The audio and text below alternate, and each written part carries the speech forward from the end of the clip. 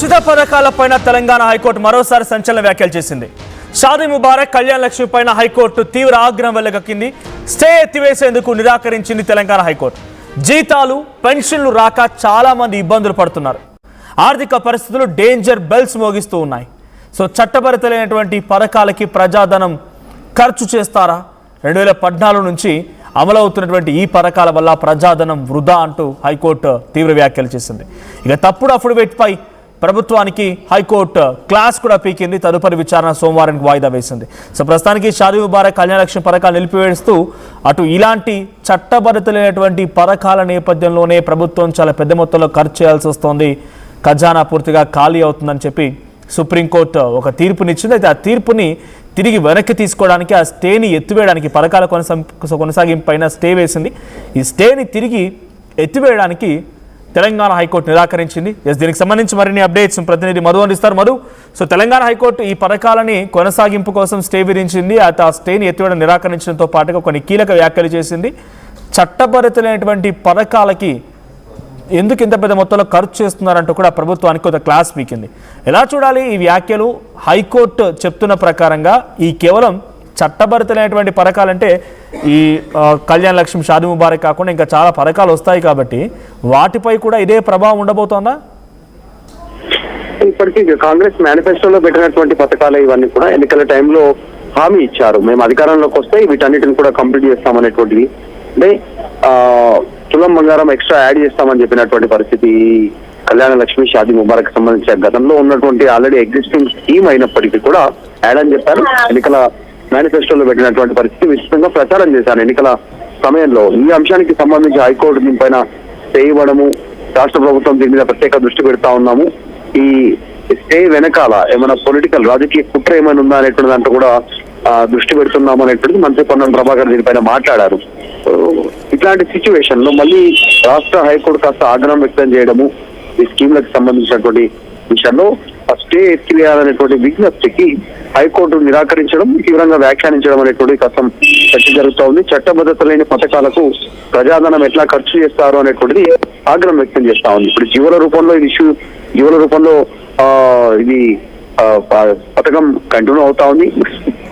కొత్త లబ్ధిదారులు ఉన్నారు, చాలా మంది ఉన్నారు. దానికి సంబంధించినటువంటి ఎంత మేర అలికేషన్ ఉంది, చట్టబద్ధత ఉందా లేదా, అంటే శాసనసభలో దీనిపైన నిర్ణయం తీసుకున్నారా లేదా అనేటువంటిది చట్టబద్ధతను హైకోర్టు క్వశ్చన్ చేస్తా ఉంది. సో ఫ్యూచర్ లో అసెంబ్లీ సమావేశాలు ఏర్పడితే దీని మీద కూడా చర్చ జరిగే సిచ్యువేషన్ కనిపిస్తా ఉంది. 2014 నుంచి ఇది పథకం కంటిన్యూషన్ లో, స్కీమ్ కంటిన్యూషన్ అవుతున్నప్పటికీ కూడా ప్రస్తుతం దీనివల్ల ట్యాక్స్ పేయర్స్ మనీ, అంటే ఇబ్బందులు, జీతాలు లేక ఇంకా ఇతరత్రకు సంబంధించిన వాళ్ళు ఇబ్బంది పడతా ఉంటే వాళ్ళు పే చేసినటువంటి ట్యాక్స్ మనీని ఈ రూపంలో ప్రభుత్వం ఖర్చు చేయడం దుబారాగా అనేటువంటిది కరెక్ట్ కాదు అనేటువంటిది క్వశ్చన్ చేస్తా ఉంది రాష్ట్ర హైకోర్టు.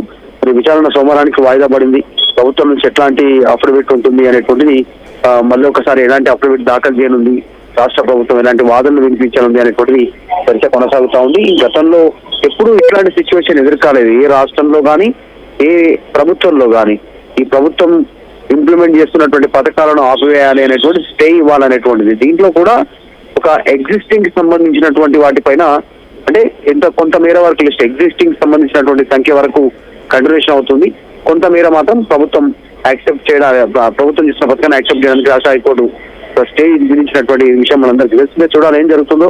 సోమవారం రోజు ఎలాంటి వాదనలు ఉంటాయి ప్రభుత్వం తరఫున, సో ఇలాంటి వ్యాఖ్యలు చేయనుంది హైకోర్టు. రాష్ట్ర హైకోర్టు కూడా ఆ రోజు క్లారిటీ వచ్చే అవకాశం ఉంది. మధు, ఇంకోవైపు ఈ పథకాలతో పాటుగా చట్టబద్ధత లేనటువంటి పదం ఈ తెలంగాణ హైకోర్టు కోర్టు చేసింది కాబట్టి, సో చాలా పథకాలు ఉన్నాయి. ఇంకా ఈ పథకాల పైన కూడా ఈ ప్రభావం చూపించే అవకాశం ఉందా? ఈ ప్రభావం పడబోతోందా? ఫర్ ఎగ్జాంపుల్ మహాలక్ష్మి పథకం పేరిట కూడా ఎన్నికల మేనిఫెస్టోలో కాంగ్రెస్ పెట్టింది. ప్రస్తుతం అది ఇంప్లిమెంటేషన్ అవుతా ఉంది. ఇప్పుడు మహిళలకు ఉచితంగా బస్సు సౌకర్యం కనిపిస్తా ఉన్న ప్రయాణానికి సంబంధించి, మరి పురుషుల దగ్గర డబ్బులు వసూలు చేస్తా ఉన్నటువంటి పరిస్థితి. సో అట్లాంటి విషయంలో కూడా చాలా చర్చ ఉంది. మహిళలకు ఫ్రీగా ఇచ్చి ఆ డబ్బులను పురుషుల నుంచి ప్రభుత్వం జేబుల నుంచి తీసుకుంటుంది. ఒక చేతి నుంచి ఇచ్చినట్టే ఇచ్చి మరో చేతి నుంచి మొత్తం జేబు ఖాళీ చేస్తా ఉంది. సో ఇంట్లో ఆడ మనిషికి ఏమో ఫ్రీగా ఇచ్చి మగ మనిషి జేబులో నుంచి డబ్బులు తీసుకుంటున్నా అనేటువంటి చర్చ నడుస్తా ఉంది. మరి ఆ విషయంలో కూడా హైకోర్టు ఎవరైనా దీనిపైన బిల్లు వేస్తే, హైకోర్టును ఆశ్రయిస్తే దానిపైన కూడా హైకోర్టు చర్చించేటువంటి అవకాశం ఉంటుంది. ప్రభుత్వం సౌకర్యాలు కల్పిస్తే అందరికీ ఒకే రకమైనటువంటి సౌకర్యాలు కల్పించాల్సినటువంటి సిచ్యువేషన్ ఉంటుంది. ఒకరికి ఒకలాగా మరొకరికి ఒకలాగా సౌకర్యాలు కల్పించడానికి అవకాశం ఉండకపోవచ్చు సమాజంలో, మహిళలైనా పురుషులైనా. బస్సు రవాణాకు సంబంధించినటువంటిది కానీ ఇంకా చాలా స్కీమ్స్ ఉన్నాయి.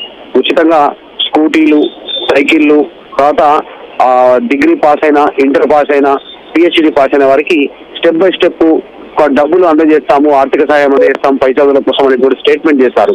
అవి కావచ్చు, రైతు ఇప్పుడు రైతు భరోసాకు సంబంధించిన నిధుల విషయంలో వాడు ఇప్పుడు ఇస్తున్నటువంటి కూడా ఎకరాకు 15,000 ఇస్తామనేటువంటి స్టేట్మెంట్ గతంలో చేసినటువంటి పరిస్థితి.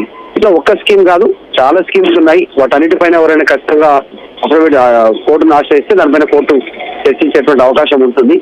కాకపోతే మొదటిసారి ఇట్లాంటి విషయంలో హైకోర్టు కలగజేసుకుంటుండడంతో కాస్త ఇబ్బందికరమైనటువంటి సిచ్యువేషన్ ని ఫేస్ చేస్తా ఉంది తెలంగాణలో కాంగ్రెస్ ప్రభుత్వం. దీన్ని ఎట్లా ఫేస్ చేయాలి, ఎట్లా కౌంటర్ చేయాలి, ఎలాంటి సమాధానం చెప్పాలి ప్రభుత్వ అడ్వకేట్ల ద్వారా అనేటువంటి దానిపైన దృష్టి పెడతా ఉన్నారు. కసరత్తు జరుగుతా ఉంది పూర్తిగా. మంత్రి ఆల్రెడీ ఇప్పటికే మాట్లాడారు, మంత్రి పొన్నం ప్రభాకర్. దీనిపైన ప్రభుత్వం కూడా ప్రత్యేకంగా దృష్టి పెట్టింది. ఫ్యూచర్ లో ఇట్లా కంప్లీట్ అయితే వచ్చేటువంటి జిహెచ్ఎంసీ ఎన్నికలు కానీ, జెడ్పీడీసీ ఎన్నికల్లో కానీ, వచ్చేటువంటి ఎమ్మెల్సీ, గ్రాడ్యుయేట్ ఎమ్మెల్సీ ఎన్నికల్లో కానీ తీవ్ర ప్రభావం పడుతుంది అధికార పార్టీ పైన. కాబట్టి దాన్ని ఓవర్కమ్ చేయడానికి పూర్తి స్థాయిలో దృష్టి పెడుతున్నట్టుగా అయితే తెలుస్తా ఉంది. Right, thank you Madhu. So ఉచిత పథకాలపైన తెలంగాణ హైకోర్టు సంచలన వ్యాఖ్యలు చేసింది. షాదీ ముబారక్, కళ్యాణ లక్ష్యం పైన హైకోర్టు తీవ్ర ఆగ్రహం వెలుగక్కింది. స్టే ఎత్తివేసేందుకు గతంలోనే స్టే ఇచ్చిన స్టే ఎత్తివేయడం కోసం ప్రభుత్వం మరోసారి హైకోర్టును ఆశ్రయించడంతో ఈ స్టేని ఎత్తివేసేందుకు నిరాకరించింది తెలంగాణ హైకోర్టు.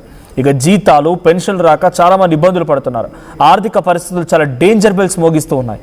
చట్టబద్ధత లేనటువంటి పథకాలకి ప్రజాధనం ఖర్చు చేస్తారంటూ హైకోర్టు సీరియస్ అయింది. ఇక 2014 నుంచి అమలవుతున్నటువంటి ఈ పథకాల వల్ల ప్రజాధనం పూర్తిగా వృధా అయిందని తెలంగాణ హైకోర్టు వ్యాఖ్యానించింది. తప్పుడు అఫిడవిట్పై ప్రభుత్వానికి హైకోర్టు క్లాస్ కూడా పీకిని తదుపరి విచారణని సోమవారం వాయిదా వేసింది. మరి సోమవారం రోజు మరి ఎటువంటి విచారణ చేపడుతోంది? ఈ పథకాల కొనసాగింపు ఉంటుందా, లేదంటే ఇతర పథకాలపై కూడా ఏదైనా ప్రభావం చూపించబోతుందా? చూడాలి ఏం జరిగింది.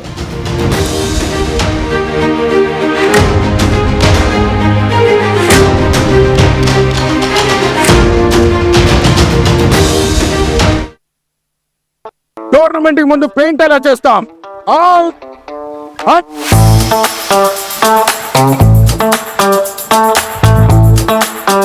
ప్లాన్ అయితే చాలా బాగుంది సార్. స్టేడియం పరిస్థితి చూడండి. టోర్నమెంట్ ముందు పెయింట్ ఎలా చేస్తాం? టెక్నో పెయింట్స్ ఉందిగా.